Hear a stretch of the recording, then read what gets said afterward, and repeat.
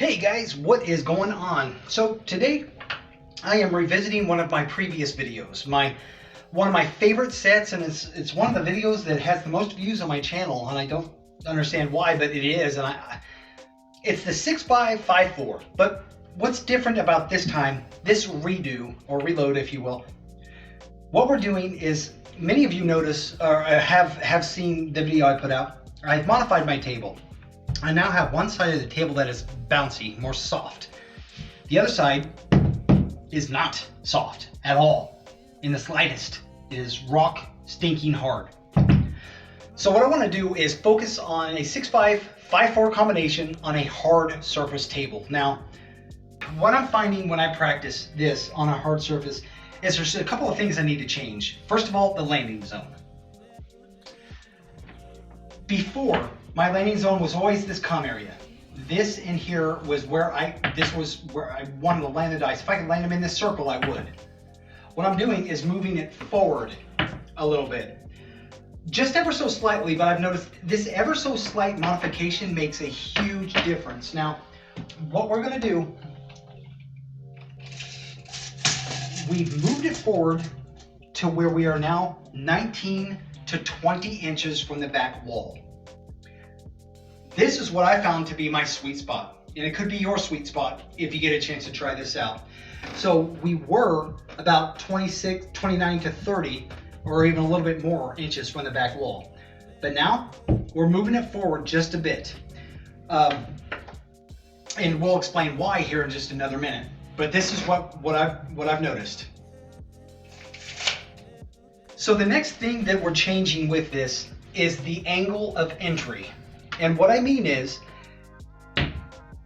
many craps shooters out there have put out documentation about the angle of the throw. Now, many of them swear by a 45-degree angle. So here's 90, so half of 90 is 45. So this is the desired arc of the throw for many crap shooters. I get it, I really do.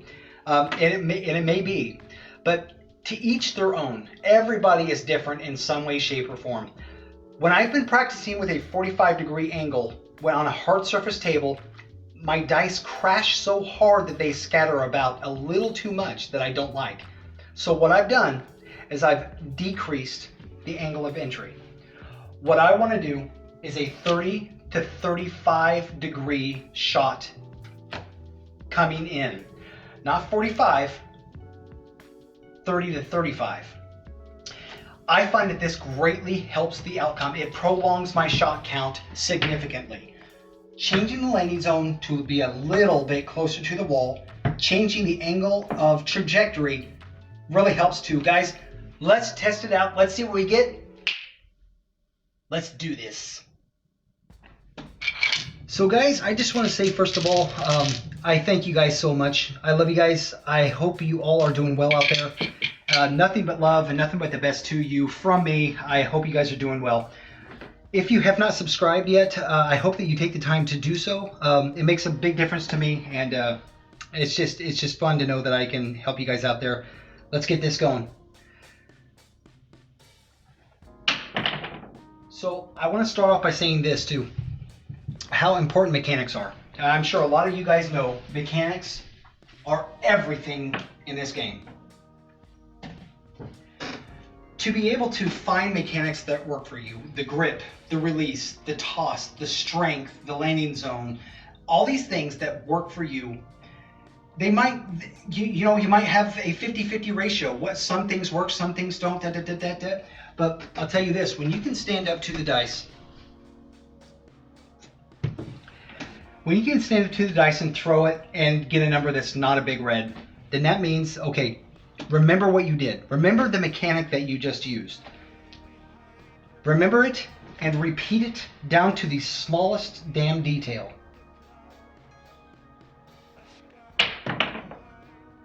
Four, 2, 6. Now, what are we looking for today? I'll tell you what I'm looking for today.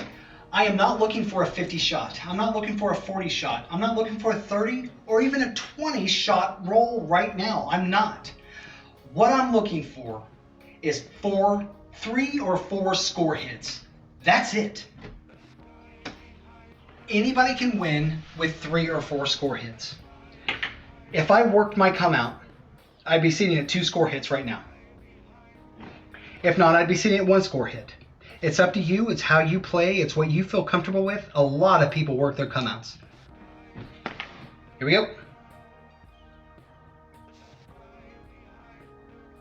Oh, that was short as hell. Midnight.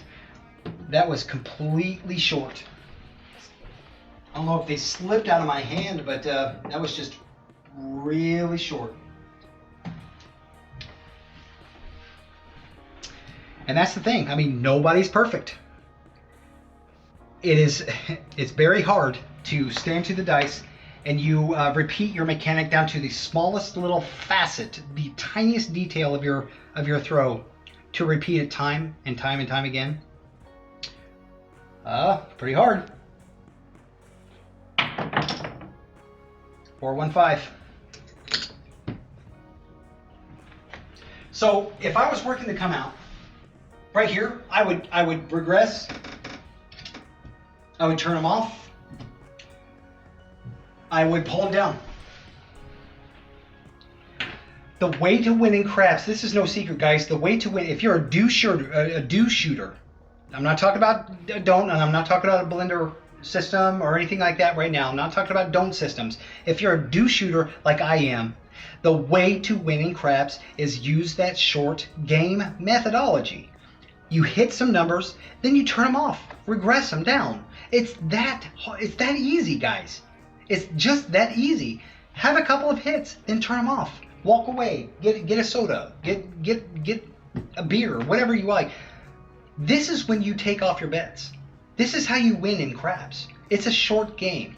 You do not go into a craps game expecting to have somebody roll 40 or 50 times. Yes, of course you can win on a roll like that. Who couldn't?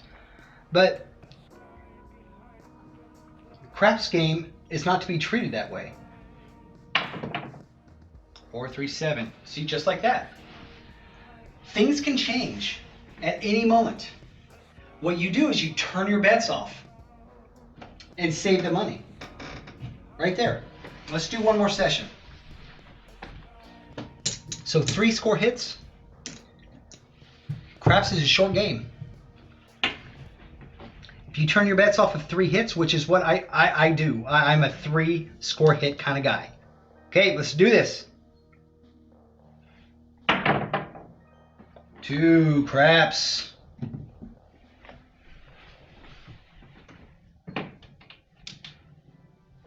If you're a do shooter, regardless of what you like to play, whether it be the iron cross or whatever system you like to play, a ladder system, whatever you want, I'm telling you now, for do shooters, you want to win in craps, you have to turn off your bets and be disciplined on doing it.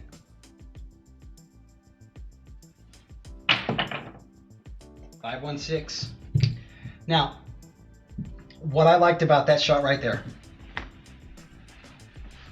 we hit our landing zone.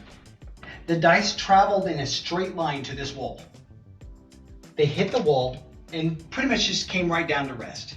Now, we had a little bit of separation between the 2 dice.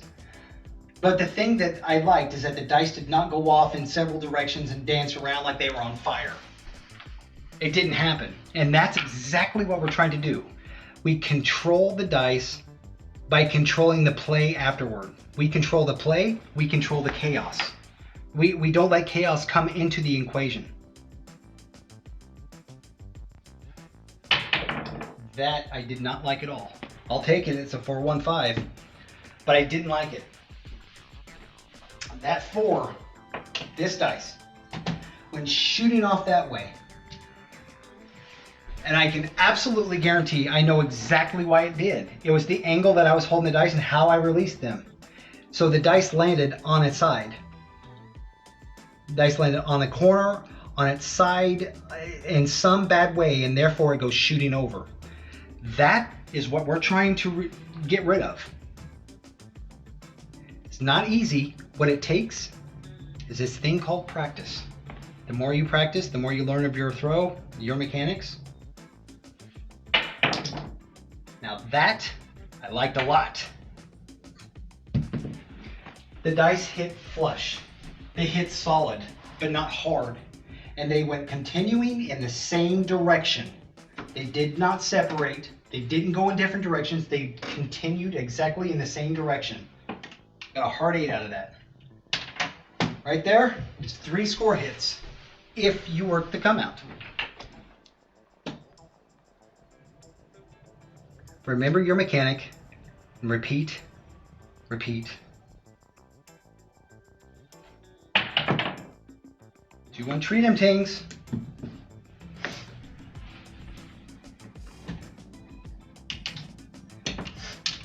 Control the angle, control the speed. You know, we don't often talk about the speed that you're sending the dice down there with. You control the speed, you control the energy that is released onto this table or in that wall. You control the speed, you control a lot of what's going to happen. The speed is one of the most important things.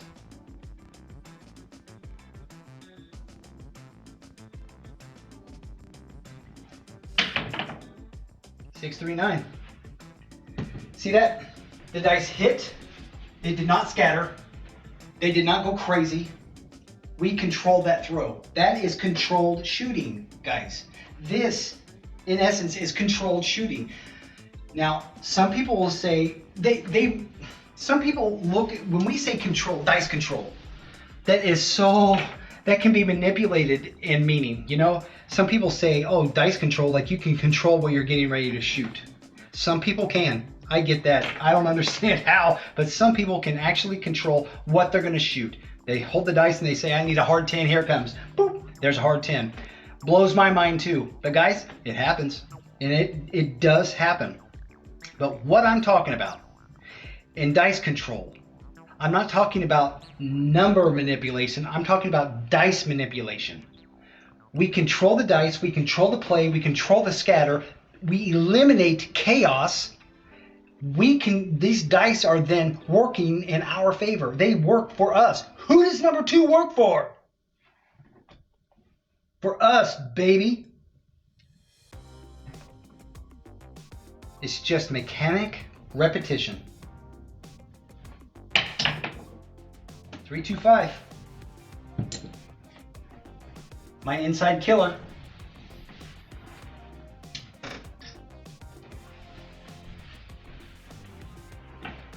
I think that the way that you truly begin to even come close to realizing this is practice. It's just monotonous practice. Just practice. 6, 3, 9. You don't let the dice go crazy. A good landing zone any further, the dice will die out and not be a legitimate throw possibly, or have too much time to randomize maybe. Anything closer, there's going to be so much energy when the dice hit the wall that scatter will happen. But I have found that 19 to 21 inches in that range from the back wall, that's just right. This is my honey zone right here for dice to land and not go crazy when they hit the wall. 19 to 21 inches. And control that arc. If you throw them up too high in the air when they land with such force. It's like a bomb going off, like a firecracker underneath there. Chaos ensues. And you could have the best mechanics in the world, the best grip. See all that? See all that? We got another 9 out of it, but I'm not happy with that throw. The dice shot off in different directions. It happens just like that. It happens just like that. Dice can go off in different directions.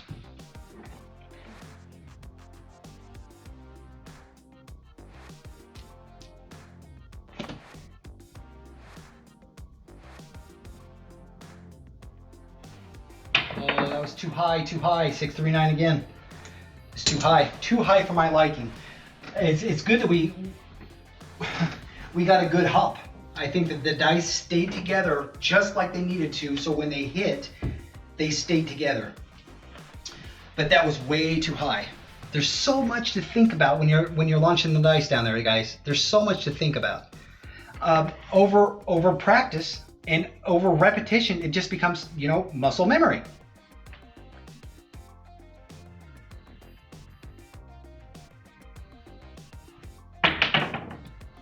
Two, hard 4.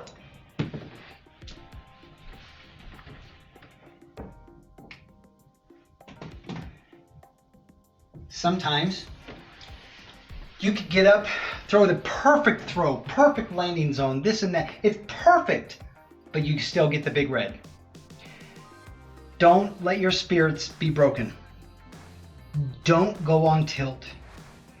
It happens to the best of us. You make that perfect grip, everything is perfect, but you still get the 7. What's going on? Change the trajectory. Maybe you're too high. Move it down lower. Change the trajectory. That's something that I don't think a lot of us may think about. It's the perfect grip, that perfect release, everything was perfect. Still get a 7. Change the trajectory.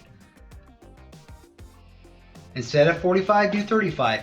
Maybe you need to do something more closer to 50. It just depends on your mechanics. Oh, that was short. 437. See? Short, 7. But you know what? It doesn't matter. It doesn't matter. I don't have to go on a 50 roll count. I don't have to. We won this one several times over. 1, 2, 3, 4, 5, 6, 7, 8, 9, 10, 11, 12. I'll take a 12 shot any day. Any day I'll take it. I'll take it every single time. Please give me 12 shots. This is how you do it, guys. Mechanic repetition. Investigate how it's going to work for you. Remember, when you go to the casino, remember the trajectory. Is 45 the best angle? Is 35? Maybe 30? Maybe 50? What's the best angle for the surface tables that you guys have? 6'5", 5'4", lower trajectory, shorter landing zone. I love it. Guys, until next time, CP is out.